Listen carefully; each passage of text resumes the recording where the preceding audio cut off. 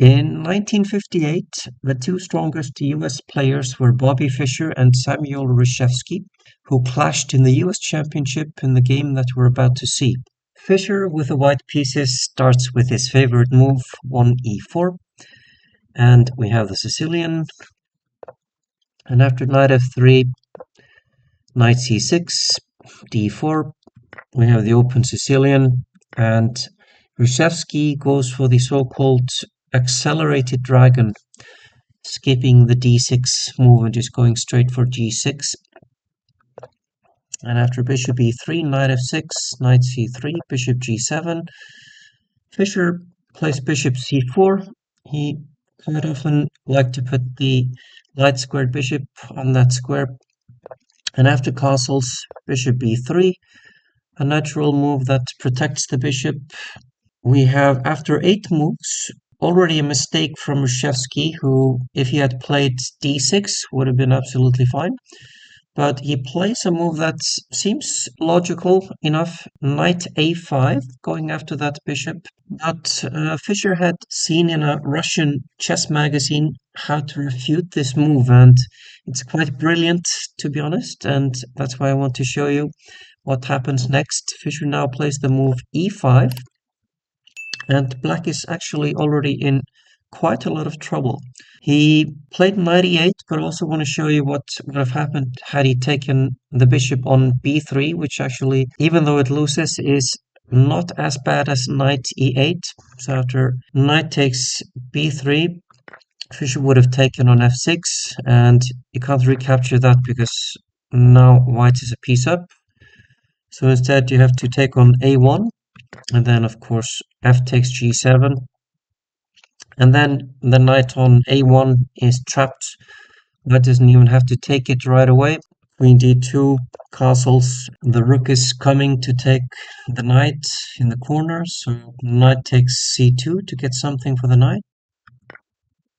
And even though in this position black does have a rook and 2 pawns for the 2 knights, white is still winning actually, because he has a huge lead in development and he has a very dangerous bishop on e3. The dark squared bishop is unopposed and the black king is not that safe. So white is winning, but this would have actually given black a better fighting chance than what happened in the game, which I want to now show you. After knight a5, Fischer played e5, and Reshevsky played knight e8, retreating with the knight.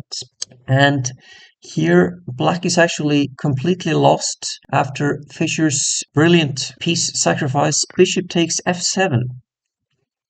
So here, well, you could play king h8, but it's no good either. If you take with the rook, then there is the brilliant move knight e6, and the black queen is actually trapped. So you can't go to c7 or b6 because you get taken, and if you take the knight, and then of course queen takes queen. So Reshevsky didn't do that. After bishop takes f7, Reshevsky took with the king. We've already seen white taking with the rook doesn't work. So now Fischer plays the absolutely beautiful move knight e6. And like we saw in the previous variation, the queen is trapped and you can't take with a king because there's a forced mate in 6 moves after queen d5, king f5, only move, and now g4 takes, rook g1, king h4, bishop g5 check, king h5, queen d1, and now rook f3 only move and checkmate. So if we go back to the position after bishop takes, king takes, and the brilliant move knight e6, Reshevsky now has to give up his queen with the move d takes e6 and allow queen takes d8. And although Reshevsky does have 2 minor pieces for the queen, that is not enough. Fischer now finishes the game flawlessly according to Stockfish 17. I want to show you how he does that. After knight c6, queen d2, bishop wins the pawn on e5, and Fischer just simply castles. He's in no rush really. The black pieces are badly coordinated. Knight e6, and Fischer rightfully starts to exchange some pieces with the move bishop f4. And after knight c4, queen e2, and that does happen. Trades do happen. And king g7, now the knight comes to e4. The black pawn structure is quite damaged, as you can see, with the doubled e pawn.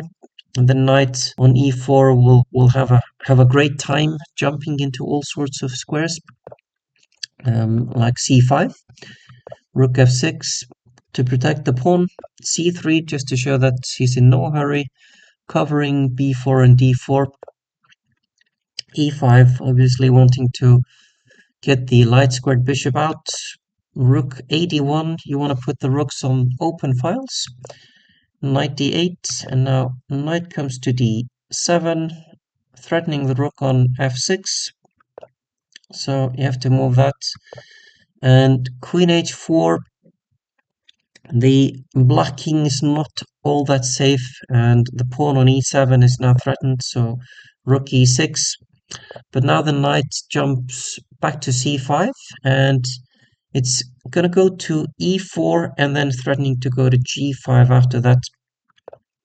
The rook still has to move. Black doesn't really get to develop his remaining pieces.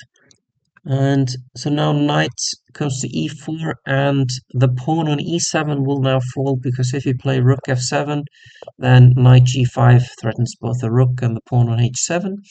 So you have to give up the pawn on e7 instead. So he plays rook f4, queen takes, and rook f7.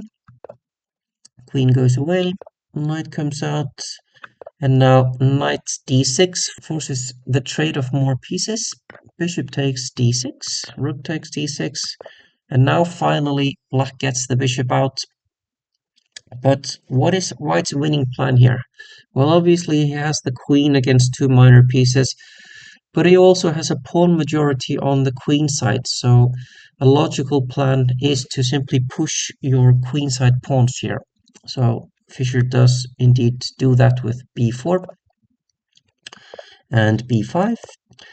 The knight goes back, rook d5 threatens the pawn, and rook c5, he wants to go to c7, the 7th rank.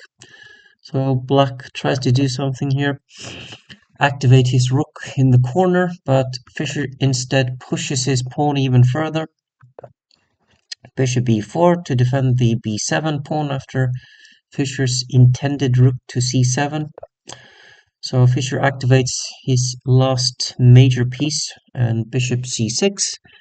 And now it's not necessary, but it is, according to Stockfish, the best move, the move that Fischer does now, which is to sacrifice the exchange on c6 in order to advance his pawn even further now with b7, and winning a pawn on a6. The pawn on b7 is quite dangerous, as you can see. Knight comes to d8, rook defends, rook f7, and so you might think now that black is making a lot of progress by winning the b7 pawn, and he does win the pawn. The 15-year-old Fischer demonstrates now very calmly that he's still in no rush actually, and he just plays h3 and allows the pawn to be taken like this, and more trades happen. Here you can't take with the knight because queen a7 wins more pieces. So he takes with the rook, but after queen to a8, Reshevsky now resigned, because even though he does have the move rook to d7 to avoid material loss, the pawn on a2 is simply just gonna start running, and there's not much that black can do about that. So it's an interesting game, and a really nice tactic that Fischer does in the opening. I thank you for watching this game, and I will see you in the next one.